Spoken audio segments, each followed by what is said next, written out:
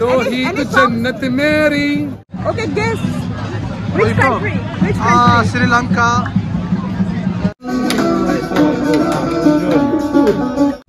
শাহরুখ খান কি করছে? যখন তখন রাস্তায় হাত পা ছুড়ে কাঁদতে শুরু করে দিচ্ছে। আমাকে কোলে নাও। মারাকেশের চত্বরগুলোতে বহুদিন পরে বাঙালি যেন খুঁজে পেয়েছে তার প্রিয় আড্ডা।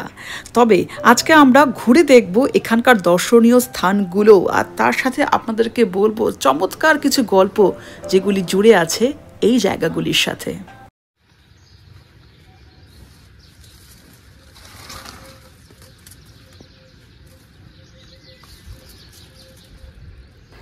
মনে হচ্ছিল যেন অনেক বছর পরে আমি এইরকম এত পাখির একসাথে ভোরের বেলায় কিচিরমিচির আওয়াজ শুনছি। একটা অদ্ভুত ভালো লাগাই মনের মধ্যে কাজ করছিল। সবাইকে নমস্কার, সুপ্রভাত। আমি সৌমি, মারাকেশ থেকে। আপনারা জানেন নতুন জায়গায় গিয়ে আমি প্রাতঃভ্রমণ করার চেষ্টা করি। মানে আমি আরেকটু হলেই আছাড় খাচ্ছিলাম। এই যে আমি না তাকিয়ে হাঁটি, তার জন্য আমাকে কোনোদিনও ভারী মূল্য দিতে হবে মনে হচ্ছে। ভাবতে পারেন এই সেই জামা আল ফানা স্কয়ার, যা কাল সারা দিন থেকে রাত পর্যন্ত দেখেছি। একেবারে যেন একটা উৎসবের জায়গা, আর এই একটা মাত্র দোকানই খোলা গোটা চত্বরে। চেয়ার টেবিল টানাটানির বোধহয় আওয়াজটা পাচ্ছেন আপনারাও, তার মানে জায়গাটা খুব তাড়াতাড়ি ভরে উঠবে। পাখিরাও দেখলাম একটা টহল দিয়ে ফিরে গেল, তার মানে দোকানপাট খোলার সময় হয়ে এসেছে।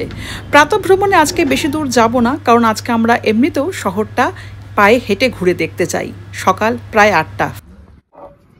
এখানে ব্ল্যাক কফি, কফির সঙ্গে কিন্তু দুধ পাওয়া যাবে না। আপনারা একটা দুধের ছোট প্যাকেট নিয়ে চলে আসতে পারেন। কালকে আমরা রাত 11টার সময় পেয়ে গেছি দোকান খোলা। জিনিসপত্র খুব সহজেই পেয়ে যাবেন। ক্রিম আনতে ভুলে গেছেন? আশেপাশে এত দোকান, হ্যাঁ, কোনো দোকানের বাদ নেই, সব কিছু পেয়ে যাবেন। রিয়াদের অতিথি আপ্যায়ন মানে প্রাতরাশ তৈরির থেকে বাড়িঘর পরিষ্কার রাখা সমস্ত কিছুর দায়িত্বে রয়েছে একজন ভদ্র মহিলা, যার মূল ভাষা ফ্রেঞ্চ। চলুন দেখি প্রাতরাশে উনি কি বানিয়েছেন। এই হচ্ছে আমাদের সকালের জলখাবার, উনি এসে বানিয়ে দিলেন। ওটা তো প্যানকেক, ডিম। হ্যাঁ, এটা খেয়ে দেখলাম এটা হচ্ছে পরোটা, আর এই যে চা দিয়ে গেল। এই হচ্ছে মরক্কান সংস্কৃতির একটা টুইস্ট আর কি। পরোটা রয়েছে, আবার ওখানে প্যানকেকস।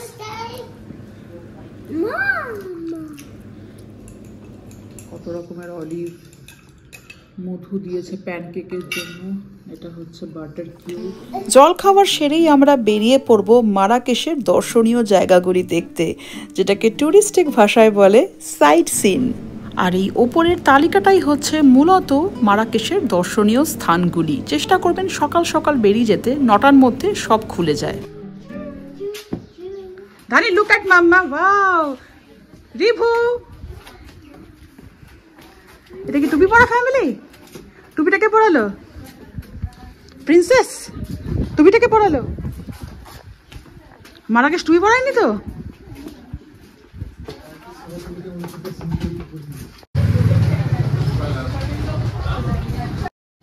আবার বেরিয়ে পড়েছি আমরা মরক্কোর প্রাচীন গলিগুলি ধরে হেঁটে যাচ্ছি স্কয়ারের দিকে, জামা আল ফানা। ওখান থেকেই আমরা সমস্ত জায়গায় যাব। এই ব্যাগটা কিনলাম, এটা নিল হচ্ছে 130 মরক্কান দিরাম।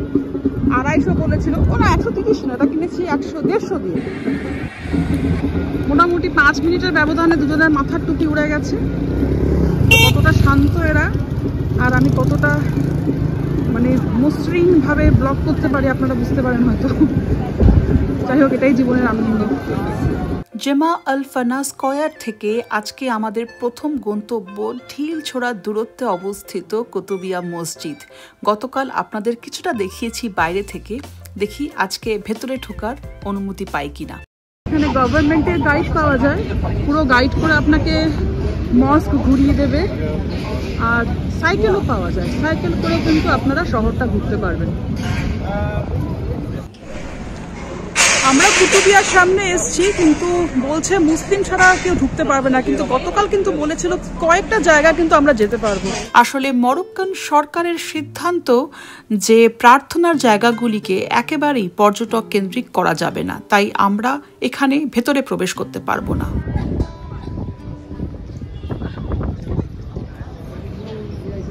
এখন জুস নিয়ে মারামারি হচ্ছে।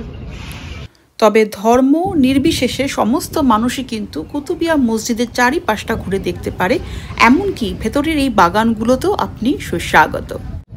চারিদিকে কমলা লেবুর গাছ আর এই ছোট ছোট মোবাইল চা কফির দোকান। দেখো ভালো লাগছে, এখানে লোকজন আমাদের মতো সাইকেল চালায়। কিন্তু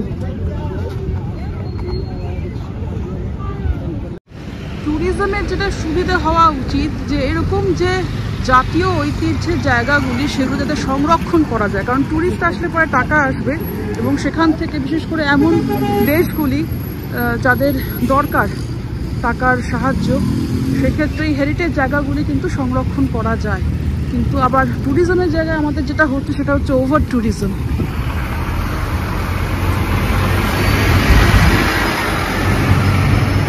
মরক্কোর এক রাজকুমারী, নাম ছিল লাল্লা হাসনা, আর রাজকুমারী মানে বাবার একটু বেশি প্রিয়, তো সেই রাজকুমারীর নামে কিন্তু এই পার্ক। গাছগাছালির ছায়া, ফোয়ারা, পুকুর, মাছ আর বসার জন্য বেঞ্চ, সমস্ত কিছু মিলিয়ে এই 2 হেক্টর আয়তনের বাগান। এটা হচ্ছে এখানকার স্ট্রিট ফুড, বাদাম জাতীয় খাবার। What's this? সুইট। ওকে। কুতুবিয়ার যে আমরা আর্ক দিয়ে ভেতরে ঢুকে গেলাম, পেছনে বাগান দিয়ে তারপরে সোজা হাঁটছি এখন। আর দেখুন, হেরিটেজ জায়গা থেকে বেরিয়ে আসলে কিন্তু এমনি রাস্তার চালচিত্র আমাদের ওখানকার যে কোনো শহরের মতনই। কি খাবি?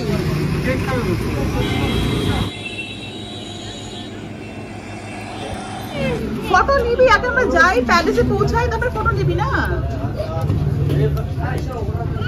Reebok, you spoon please. অমলেটে কিন্তু নুন দেয়নি, নুন আলাদা করে রাখা আছে। আর এটা কিন্তু ব্ল্যাক পেপার না, এটা হচ্ছে জিরে গুঁড়ো, গোলমরিচ।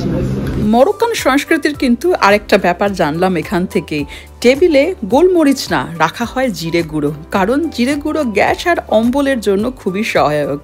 আর অমলেটটা দেখুন অনেকটা স্ক্র্যাম্বলড এগের মতো দেখতে হয়েছে, আমার মনে হয় খুন্তি দিয়ে একটু নেড়ে দেওয়া হয় বানানোর সময়। কেকটা খুব ভালো খেতে। আরে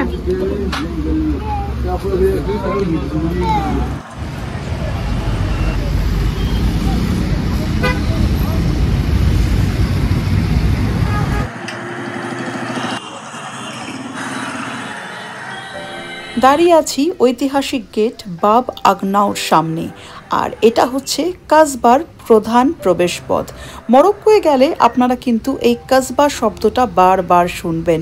তার অর্থ হচ্ছে একটা দুর্গ বা প্রাচীরবদ্ধ জায়গা, যার ভেতরে সাধারণত শাসক, রাজা মানে উচ্চপদস্থ ব্যক্তিরা থাকে, এবং যে অংশটিকে শহরের বাকি অংশ থেকে আলাদা করা হয় এরকম কোনো গেট বা প্রবেশদ্বারের মাধ্যমে। এই এলাকাতেই রয়েছে এখানকার বিখ্যাত এল বাদি প্রাসাদ, সাদিয়ান সমাধি। আমরা সব ঘুরে ঘুরে দেখব এক এক করে, আর তার সাথে হবে ঐতিহাসিক চর্চা। রাস্তার ধারে এই মিষ্টির দোকান দেখুন, অনেকটা আমাদের বেকারিতে পাওয়া বিস্কিটের মতো, এটা হচ্ছে অনেকটা আমাদের সেই মিষ্টি সিঙ্গারার মতো। বাঙালি আর মিষ্টির এক অনন্য সম্পর্ক, তাই না? আর এটার নাম হচ্ছে শাব্বাকিয়া। কি সঙ্গে আছেন তো আপনারা?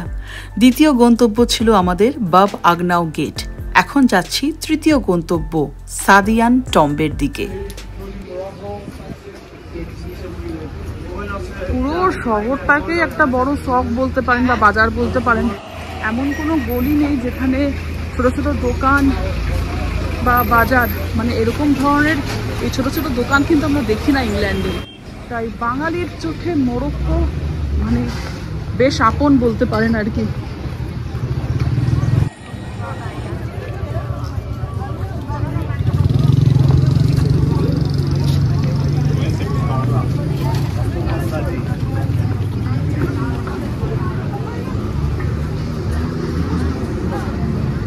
মারাকেশ আপনি বলতে পারেন খুবই পর্যটক কেন্দ্রিক, আর ভালো টুরিস্টদের প্রতি কিন্তু সবারই একটা শ্রদ্ধা রয়েছে এখানে।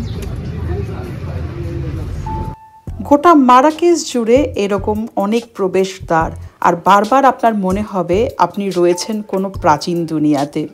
যাই হোক, আমরা খুঁজে বেড়াচ্ছি এখন সাদিয়ান টম্ব। এই সাদিয়ান সমাধিসৌধ হচ্ছে আপনার একটা রাজকীয় সমাধিসৌধ আর কি। এটা শহরের মানে এটাকে বলে রাজকীয় কাসবা বা দুর্গ বলে আর কি। এটার ভেতরে অবস্থিত, আমরা ওইদিকে হাঁটছি এখন।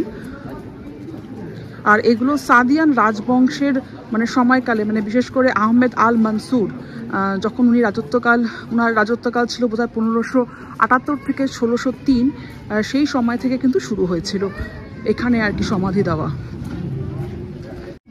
এগুলি সাদিয়ান রাজবংশের সময়কালের সমাধিস্থল বলেই মনে হচ্ছে, ওই সময় থেকে শুরু হয়েছিল। আর মরক্কোর রাজতন্ত্রের সদস্যদের পরবর্তীকালেও এখানেই সমাধি দেওয়া হয়।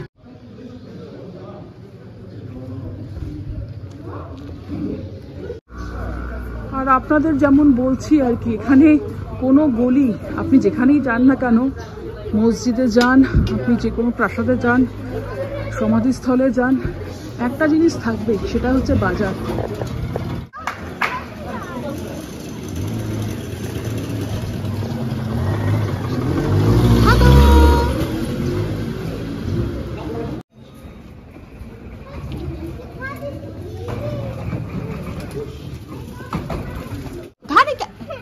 Dhani, this is red chili. Red chili মশলা।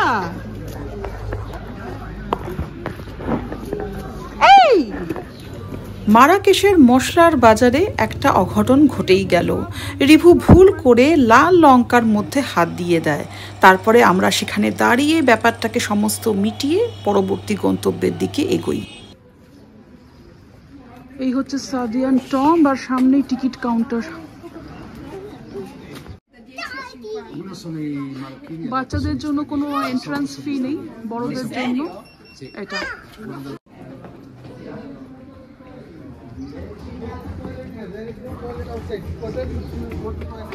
ধানি ধানি ধানি।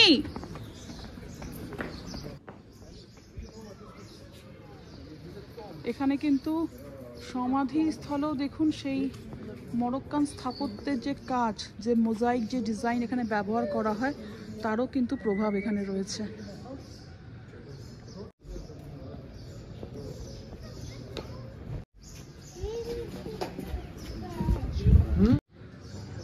এই জায়গাটিকে সাদিয়ান স্থাপত্যের অন্যতম নিদর্শন, মানে অন্যতম বলবো না, সেরা নিদর্শন হিসেবেও ধরা হয়। ঐতিহাসিকরা এরকমও কিন্তু উল্লেখ করেছে। আর কবে এটা আবিষ্কৃত হয়েছে বলতে পারবেন? এটা আবিষ্কৃত হয়েছে 1917 সালে, মানে 100 বছরের একটু বেশি সময় আমরা এখন এখানে দাঁড়িয়ে আছি।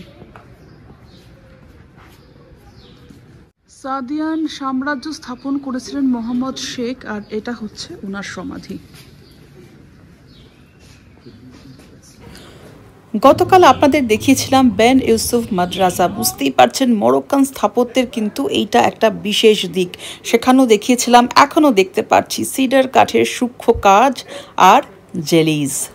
পৃথিবীর সবচেয়ে বড় উষ্ণ মরুভূমি সাহারা যদি আপনারও ইচ্ছের খাতায় থাকে, তাহলে কিন্তু বলবো এপ্রিল মাসের মাঝামাঝি এই সময়টা মরক্কোতে আসার জন্য আদর্শ।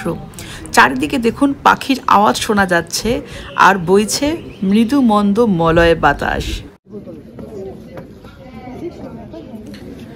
একটা লম্বা লাইন দেখতে পাচ্ছেন, এই লাইনটা হচ্ছে এই সাদিয়ান টম্বের যে কোহিনূর, মানে সবচেয়ে সুন্দর আর শোভাময় কক্ষ, সেটা দেখার। সুলতান আহমেদ আল মনসুর, যার শাসনকালকে মরক্কোর স্বর্ণযুগ বলা হয়, সেই সুলতান এবং তার পরিবারের চির বিশ্রামস্থল এই কক্ষটি। কক্ষের ভেতরে 12টি মার্বেলের স্তম্ভ, তাই তো নাম হল অফ 12 কলামস। আর এই 12টি স্তম্ভ ধরে রেখেছে দেখুন একটি সিডার কাঠের গম্বুজকে। কুরআনের আয়াত বা কুরআনে যা লেখা আছে বা আল্লাহর বাণী, দেখুন দেওয়ালে স্পষ্ট দেখা যাচ্ছে সেই লেখাগুলি।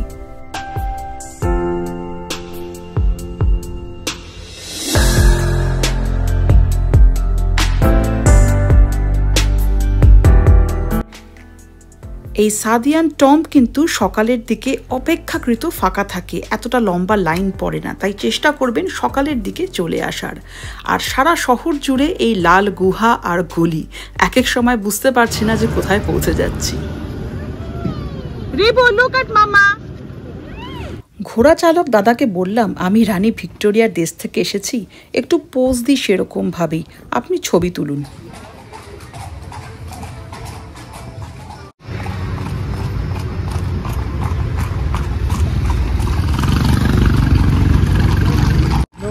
Photo. One day no photo. No Which one? No photo, madam. No photo. No photo. No photo, তার কারণ এখানেই রয়েছে মরক্কোর রাজার বাড়ি। মরক্কোর বর্তমান রাজার নাম রাজা ষষ্ঠ মুহাম্মদ, যিনি আলাউদ রাজবংশের উত্তরাধিকারী। India.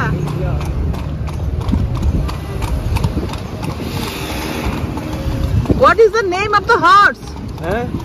What's his name? Coco's Minute. Yeah, Coco's Minute. Anturanum Coco, Anturanum Mini.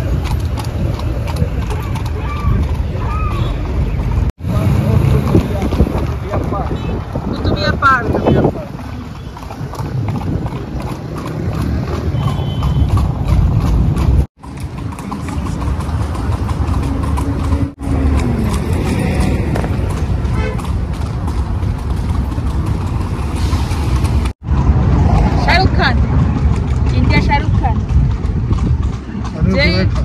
আমাদের দেখে প্রথমে বলছে ইন্ডিয়া বলিউড, আর রিভুকে দেখে বলছে শাহরুখ খান।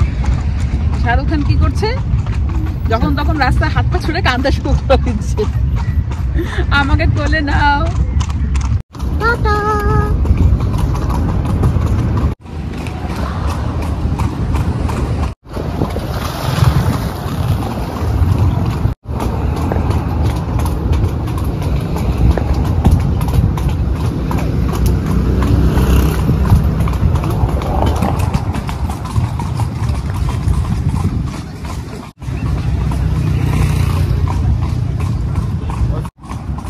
মামুনি এখানে খুব বিখ্যাত মনে হচ্ছে। হ্যাঁ,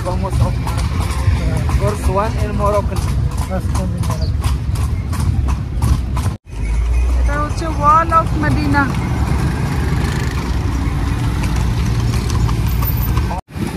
এই পুরোটা হচ্ছে ওয়াল অফ মদিনা।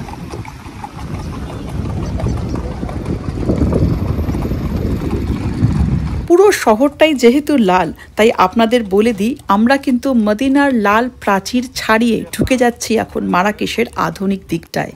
এই আধুনিক অংশের নাম গেলিজ, তাই গেলিজ বললেই বুঝবেন আধুনিকতা আর নতুন জীবনধারা। এখানে রয়েছে প্রচুর আধুনিক শপিং সেন্টার, অ্যাপার্টমেন্ট, রেস্তোরাঁ, ক্যাফে। এইদিকে অনেক বড় বড় হোটেল রয়েছে আর কি, মানে কেউ যদি ভাবে যে রিয়াদে থাকবে না, একটা কোনো ভালো লাক্সারিয়াস হোটেলে থাকবে, তাহলে এই দিকে থাকতেই পারে।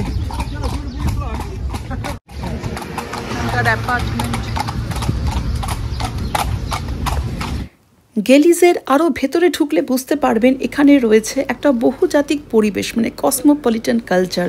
খাওয়ার দাওয়ার দেখুন, ইউরোপীয় প্রভাব পাবেন, এশিয়ান প্রভাব পাবেন, আফ্রিকান প্রভাব তো পাবেনই। আর ক্যাফেটেরিয়ার দেওয়ালেও দেখেছি বিভিন্ন সারা পৃথিবী জুড়ে যে ব্যক্তিত্বরা রয়েছে তাদের ছবি। একদম কোণার দিকে খেয়াল করুন, গান্ধীজির ছবিও রয়েছে।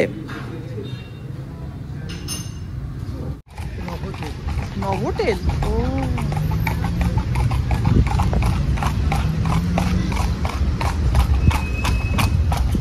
তবে পুরো শহরেই কিন্তু খুব সুন্দর, মানে গাছ ফাছ লাগিয়ে চেষ্টা করছে আর কি মেনটেন করবার।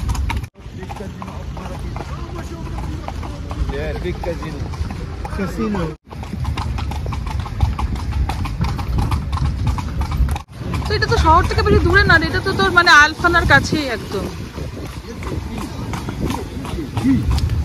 এই স্ট্যাচুটাকে ভালো করে লক্ষ্য করুন, এরকম অনেককে আপনারা দেখতে পারবেন মারাকেশের রাস্তায় রাস্তায়। গতকাল জেমা এল ফানাতেও কিন্তু আমরা দেখেছিলাম একজনকে, এনাদের বলে গেরাব। প্রাচীন মরক্কোতে রাস্তায় ঘুরে ঘুরে এই গেরাবরা জল সরবরাহ করতেন সাধারণ মানুষদের। তবে হ্যাঁ, বর্তমানে অবশ্যই তারা জল বিক্রি করেন না, তবে তারা এখন অবশ্যই সেই সংস্কৃতির প্রতীক হয়ে রয়ে গেছেন। এবং দেখলামও যে পর্যটনেরও একটা বেশ গুরুত্বপূর্ণ ভাগ হয়ে উঠেছেন এই গেরাবরা, কারণ প্রচুর পর্যটক ওনাদের সাথে ছবি তুলছে, তার পরিবর্তে অবশ্যই হাতে তুলে দিতে হবে সামান্য দক্ষিণা।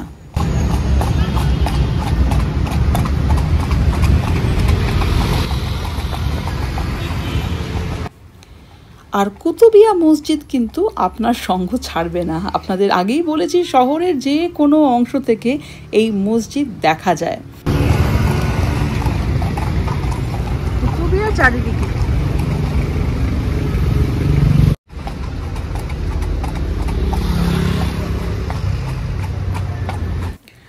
আপনাদের আগেই বলেছি, এখানে কিন্তু ঘোড়ার গাড়ি একেবারেই পুরনো দিনের মতো একটা পরিবহন, এবং আধুনিক পরিবহনগুলি যেগুলি আছে তার সাথে এটিও কিন্তু একটি সংযোজন। তাই আমরা প্রায় পুরো শহরটাই ঘুরে ফেললাম ঘোড়ার গাড়ি করে। কেমন লাগছে আপনাদের এই সাওয়ারি সেটা কিন্তু বলবেন। শহরের এই দিকটা এবং বেশ কিছু দিকে গিয়ে আমার কিন্তু পুরনো দিল্লির কথা খুব মনে পড়েছে। এক সময় দিল্লিতে অনেকবার গেছি। সেই দিল্লি মানে ভারতবর্ষের যে দিল বা মন, তার কিন্তু ছাপ রয়েছে মারাকেশের বুকেও। প্রবেশদ্বার, পেস্ট্রির দোকান। এখানে পেস্ট্রি হচ্ছে আমাদের পিঠের মতো অনেকটা মিষ্টি, কেক সব মেলানো। Thank you, bye bye. পৌঁছলাম আমরা আমাদের তৃতীয় গন্তব্য এল বাদি প্রাসাদে। আমাদের আগের যে জায়গাটি ছিল মানে সাদিয়ান টম, তার সাথে কিন্তু এটার একটা যোগাযোগ রয়েছে। সেটা কি? সাদীয় রাজবংশের সুলতান আহমেদ আল মনসুরের আমরা কবরস্থান দেখে আসলাম। এই প্রাসাদ কিন্তু তারই বানানো। কে জিতলো? কে জিতলো? ধানি জিতলো? আমাদের দেশের মতোই দেখতে পাচ্ছেন বিদেশিদের জন্য কিন্তু অনেকটা বেশি প্রবেশ মূল্য ধার্য করা হচ্ছে। এই বিষয়টা আপনারা কিভাবে দেখেন? আমি আমার দেশের ব্যাপারে বলতে পারি, যখন এরকম দেখি অতিথিদের কাছ থেকে বেশি টাকা নেওয়া হচ্ছে, খুবই লজ্জা লাগে।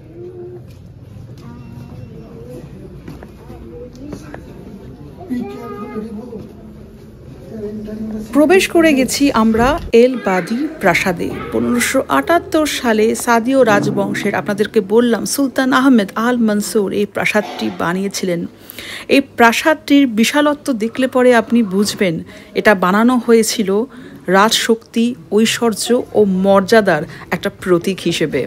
মানুষের দেখলে বুঝবে যে এই দেশের রাজা কতটা শক্তিশালী এবং তার কত সম্পদ।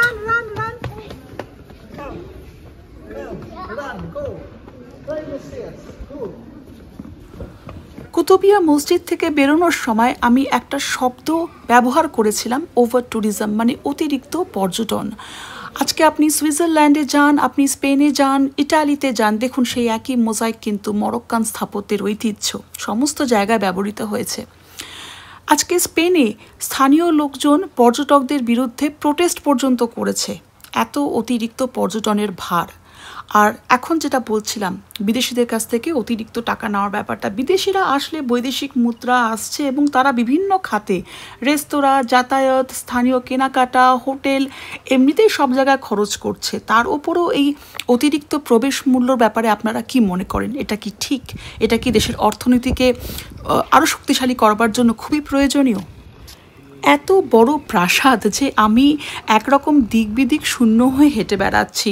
সৌন্দর্য অবশ্যই উপভোগ করেছি, তার সাথে যেটা জানতে পারলাম, একটু আগে আমরা উদাহরণ নিয়েছিলাম স্পেন আর ইতালি দেশের, এই দুটি দেশ থেকে কিন্তু অনেক দামি উপকরণ নিয়ে আসা হয়েছিল শুধুমাত্র এই প্রাসাদের নির্মাণে ব্যবহার করা হবে বলে।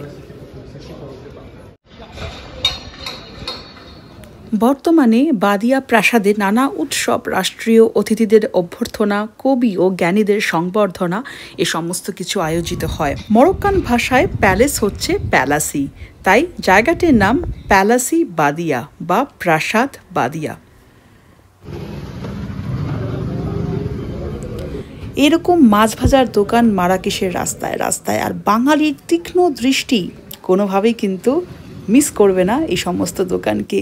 ভাজা খাবো, গ্যাস অম্বল হবে, তবেই না বাঙালির ভ্রমণ, বলুন? Yes, yes. Tourists from India, good. Okay, India is easy. Thank you. Thank you. Nice people in India. Nice people in India. nice people. Okay, thank you. বিভিন্ন ধরনের মাছ মিক্স করে দিয়েছে। একটু বলবেন শুধু গরম গরম দিতে, ইংলিশটা বোঝে। ভিতরে বসার জায়গাও ছিল, কিন্তু আমরা এই স্কয়ারে চলে এসেছি রেস্টুরেন্টের মধ্যে, এখানে ফিশ পেলাম না, আর ওটা দেখে এসেছিলাম, আমি আর লোভ সামলাতে পারলাম না। দারুণ, কিন্তু এটা কিন্তু অবশ্যই খেতে পারেন। 50 দিরাম নিল এতগুলো মাছ, 50 দিরাম। তাহলে কিন্তু একটা খাবার ছবি তুলতে ভুলেই গেছিলাম, কিন্তু ধানি প্লেট কিন্তু এখনো মোটামুটি একই রকম রয়েছে। কাবাব নিয়েছিলাম, যেগুলো আর খাওয়া হয়ে গেছে। আলবাদি প্যালেস থেকে বেরিয়ে একটা স্কোয়ার পাবেন, ওইখানে এই রেস্তোরাঁ, একটু ভাত পাওয়া গেল আর কি। আলবাদি স্কোয়ার থেকে 2 মিনিট, মানে আলবাদি প্যালেস থেকে 5 মিনিট হাঁটলেই হচ্ছে আপনার এই বাহিয়া প্যালেস। পৌঁছে গিয়েছি প্যালাসি বাহিয়া বা বাহিয়া প্রাসাদে। এটা আমাদের আজকের চতুর্থ গন্তব্য। এছাড়াও বেন ইউসুফ মাদ্রাসা গতকাল দেখা হয়ে গেছে, কৌস্তবের যাওয়ার ইচ্ছে নেই বলল। আর জেমা আলফানা স্কয়ার, যেটা আরেকটা দ্রষ্টব্য স্থান এখানে, আমরা তো সেখানেই আছি, মদিনাতেই আছি। সুতরাং আমাদের মোটামুটি আজকের মতো কিন্তু ঘোরা প্রায় শেষের দিকে। আমরা এরপরে বাড়ি ফিরে যাব, আর বাড়ি থেকে আমরা যাব জেমা আলফানা স্কয়ারে। সেখানে কিন্তু সন্ধ্যের যে উৎসব মুখর আবহাওয়াটা, সেটা আপনাদের দেখাবো। আরও অনেক কিছু এখনও কিন্তু অভিজ্ঞতা করা বাকি, সঙ্গে থাকুন। বাহিয়া প্যালেস, সুস্বাগত আপনাকে বাহিয়া প্যালেস।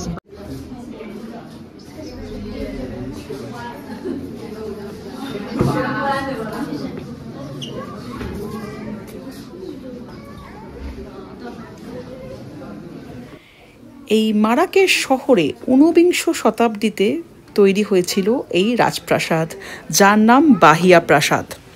বাহিয়া শব্দের অর্থ আরবিতে জ্যোতি বা উজ্জ্বলতা, যা প্রাসাদের সৌন্দর্য আর চারিদিকের যে জাঁকজমক তাতে মনে হয় যথেষ্টই প্রতিফলিত হচ্ছে। বেশ কিছু আকর্ষণীয় গল্প প্রচলিত আছে এই প্রাসাদটিকে নিয়ে। প্রাসাদটি মন্ত্রী সি মুসা তার নিজস্ব ব্যবহারের জন্য বানালেও পরবর্তীকালে তার এক দাস এই প্রাসাদটির উপরে কবজা করে নেয়। কবজা বা তার শক্তির বিস্তার বলতে পারেন। সেদিক থেকে দেখতে গেলে এই প্রাসাদটিও কিন্তু ক্ষমতা হস্তান্তরের এক প্রতীক। সেই কৃতদাসের স্ত্রীর নামেই কিন্তু প্রাসাদের নাম হয় বাহিয়া।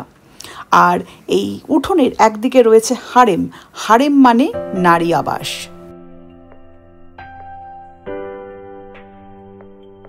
আর সেই হারেমে থাকতো মন্ত্রী সি মুসার স্ত্রী, উপপত্নী এবং তাদের দাসীরা। সাধারণত সেই জায়গাতে কিন্তু একরকম পুরুষ প্রবেশ প্রায় নিষিদ্ধ। মন্ত্রী সি মুসার পরে খুব ইন্টারেস্টিং জায়গাটা শুনবেন ভালো করে। পরবর্তীকালে এক কৃষ্ণাঙ্গ দাস, যার নাম ছিল আবু আহমেদ, উনি এতটাই শক্তিশালী হয়ে ওঠেন যে এই প্রাসাদ কিন্তু তার দখলে চলে আসে, এবং তিনি পরবর্তীকালে আরও নকশা কারুকার্য করে আরও এর সৌন্দর্য বাড়িয়ে তোলেন। তাই পরবর্তীকালে হারেমে কিন্তু থাকতো এই আবু আহমেদের স্ত্রীরা। আর এই যে উঠোনটি দেখছেন, এটাকে বলা হয় গ্র্যান্ড কোর্ট, যা হারেমেরই একটা অংশ।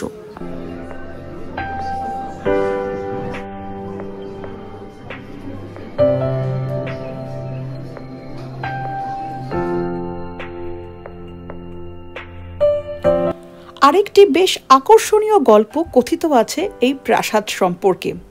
আপনারাও বোধহয় লক্ষ্য করেছেন, যখন আমরা ঢুকছিলাম বাইরের যে পাঁচিলটা, সেটা কিন্তু একেবারেই সাদামাটা। সেটা দেখে বোঝার উপায় নেই যে ভেতরটা কতটা আকর্ষণীয়। সম্ভবত মন্ত্রী মশাই সি মুসা এটাই চিন্তা করেছিলেন যে পথচলতি কোনো পথিক বা বিশেষ করে দরিদ্র মানুষেরা যাতে কোনো রকমভাবে হীনমন্যতায় না ভোগে তার প্রাসাদের বাইরের জাঁকজমক দেখে। খুব সুন্দর একটা বার্তা বা মেসেজ কিন্তু দেওয়া হচ্ছে যে অন্তরের সৌন্দর্যটাই আসল, সেটা দেখাবার জন্য বাইরে কিন্তু আড়ম্বরের প্রয়োজন নেই। খাট ফাট গুছিয়ে টুছিয়ে রেখেছে, টুরিস্টরা আসবে দেখতে। হ্যাঁ, সুলতান এবং সুলতানের রানীর ড্রেসেস, জেলাবা। কিন্তু এখানে একটু লিখে রাখতে পারতো, কোথাও কিছু লেখা নেই। আমেরিকান ঔপন্যাসিক এডিথ ওয়াটন যখন আসেন মরক্কোতে আর সমস্ত প্রাসাদগুলি দেখেন মরক্কো দেশ ঘুরে ঘুরে, উনি বলেছিলেন এই বাহিয়া হচ্ছে সবচেয়ে সুন্দর ও কল্পনাময়। বেরিয়ে যাচ্ছি আমরা আজকে বাহিয়া প্রাসাদ থেকে। এখন এই শপটা যেটাতে আমরা ঢুকেছি এটা হচ্ছে রিয়াজউদ্দিন জিদ, যেটা বাহিয়া প্যালেস থেকে বেরিয়ে বেশিক্ষণ না, কয়েক মিনিটের মধ্যে পেয়ে যাবেন। আর আমাদের রিয়াদও ঠিক এই শকের ভেতরেই, তাই আমাদের পৌঁছতে কিন্তু বেশিক্ষণ সময় লাগবে না। এখন গিয়ে আরাম করে চা করে খাবো, মানে আমি করব না, অবশ্যই গোস্তাব করবে। একবার আপনি যদি গলিগুলো চিনে ফেলেন ঠিক কতটা সময় আপনার লাগবে আপনি সেটা বুঝতে পারবেন। আর এমনিও এখানকার যাতায়াতের পথে প্রচুর মানুষ আপনাকে চিনে রাখবে, তারা আপনাকে সবসময় হ্যালো বলবে, তাতে আপনি আরোই বুঝতে পারবেন যে কতটা রাস্তা আপনার বাকি রয়েছে। এটাও প্রাইম লোকেশন। আমরা শকের মধ্যে দিয়ে যখন আসলাম বাহিয়া প্যালেস থেকে আমাদের লাগলো 6-7 মিনিট, আপনাদেরকে বললাম। আর এটা আমাদের রিয়াদ, কিন্তু মানে এরকম লোকেশন হবে গলির মধ্যে। সেটা যদি অপছন্দ না হয় অবশ্যই, আমাদের কিন্তু এখন বেশ ভালো লাগতে শুরু করেছে। এখানে এবারে আমরা ভেবেছি কোনো রান্না বান্না করব না, কিন্তু আজকে আমাদের চা বসে গেছে। কোস্তাব দা শেফ চা পাতা আমরা সঙ্গে করে নিয়ে এসেছি, দুধ কালকে এখানে আমরা কিনেছি।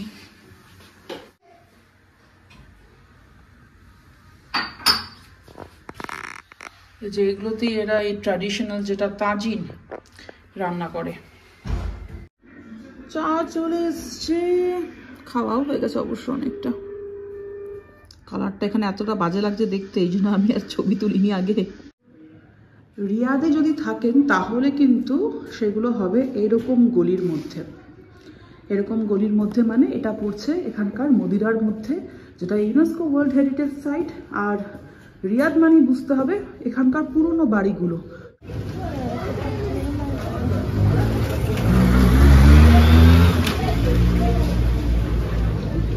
আর এই দেখুন এইখানে কি লেখা, রু।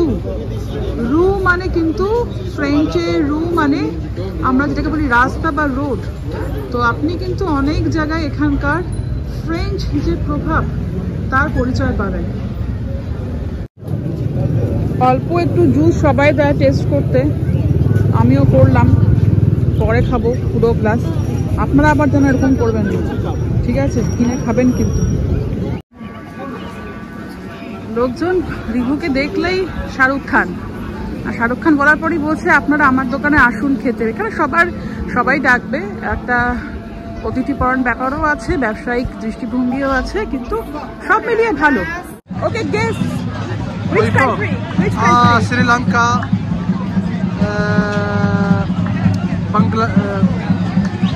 India, no? India, sure. Namaste.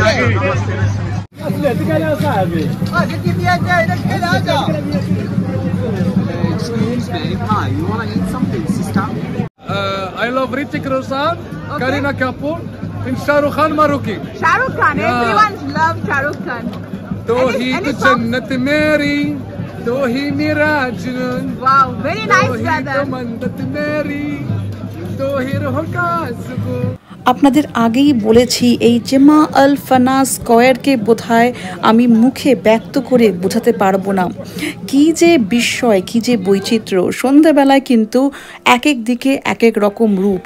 আজকে স্কয়ারের আরেকটি দিকে এসে বুঝতে পারলাম এখানে একরকম যেটাকে আমরা খাদ্য মেলা বলি সেরকম সারি সারি খাওয়ার স্টল, বিশেষ করে সামুদ্রিক খাওয়ার চারিদিকে ভর্তি। আমরাও বসে পড়লাম প্লেট নিয়ে স্থানীয়দের মাঝখানে।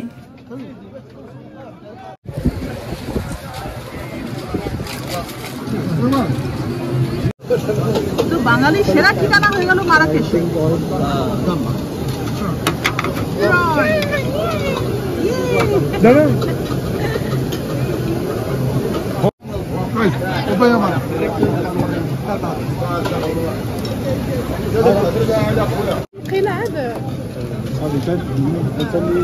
ঘানি ফিশটা কেমন ঘানি? মাম্মা ফিশটা কেমন মাম্মা? ভালো?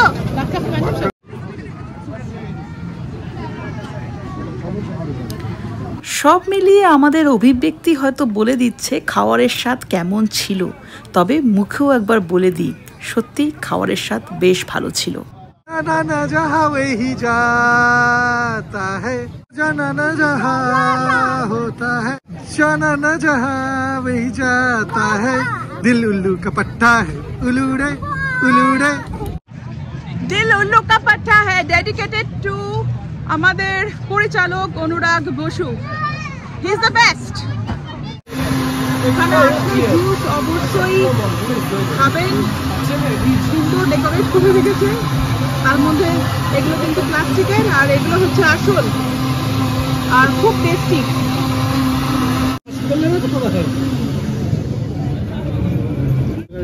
জুসটা দারুণ। এই যে একজন লাফাচ্ছে। এটা ভালো লাগছে? হ্যাঁ, এটা বা এটা হ্যাঁ ভালোই লাগছে অবশ্য। নিয়ে নে, আর দুদিন মানে বেশি দিন টিকবে না। হ্যাঁ সেটাই।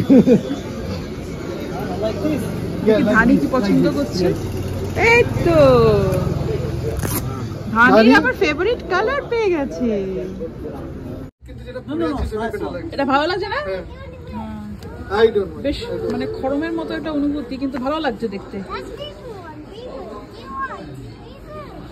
এখান থেকে সবাই বলছে যে আপনি 5 মিনিট হেঁটে বুঝবেন কোনটা ডান পায়ের আর কোনটা বাঁ পায়ের। এখন চিন্তা করে লাভ নেই, তো আমি হেঁটে বুঝে গেছি অবশ্য।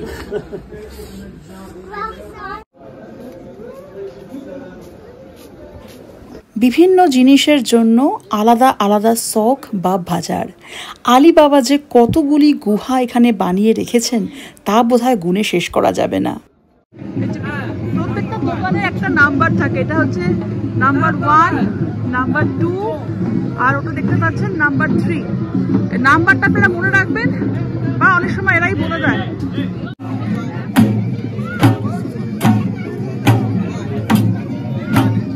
One minute.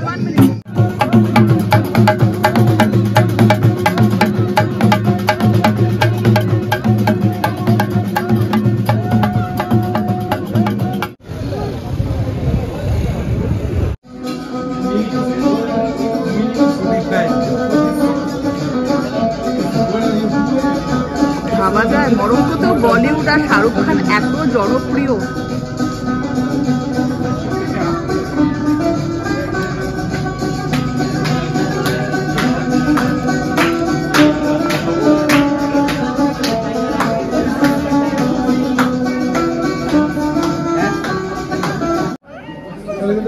কথা শুনবো না। দুপুরবেলা তো খেলি তো এটাই। This is grilled chicken. Yeah, I am telling the story. এখানে মনে হয় না আমাদের মতো ম্যারিনেশন করে কাবাব বানানোর ব্যাপার আছে, তাই মাংসগুলি দেখতে এত ভালো হলেও খেতে কিন্তু নরম ছিল না। খাওয়া দাওয়া কিছু আমাদের ভালো লেগেছে, কিছু আমাদের স্বাদ কোরকের সাথে যায়নি, কিন্তু যেটা সব ক্ষেত্রেই বলবো যে খাবার দাবার খুব ফ্রেশ, সামনেই বানিয়ে দিচ্ছে। কোথাও দাঁড়িয়ে ছবি তুলছেন সেখানেও টাকা দিতে হবে, কোথাও যদি চোখাচুকি হয়ে যায় করতেই হবে এরকম একটু ব্যাপার আছে, কিন্তু বাড়াবাড়ির পর্যায়ে কখনোই যায়নি। কারণ এখানে একটা পুরোপুরি পর্যটক কেন্দ্রিক জায়গা, মানুষের পর্যটকদের আসার ওপরই অনেকটা নির্ভর করতে হয়, এবং সবাই কিন্তু পর্যটকদের ভীষণ রকমভাবে সাহায্য করে, সবাই মিলিয়ে একটা ভালো অভিজ্ঞতা দেওয়ার চেষ্টা করে। এরপরে আমাদের আরো গল্প আছে, তাই মারাকেশের গল্প এখানেই ফুরোলো, নোটে গাছটি মুড়োলো। তবে থাকবেন আপনারা আমার সাথে, কারণ সবে শুরু মরক্কো।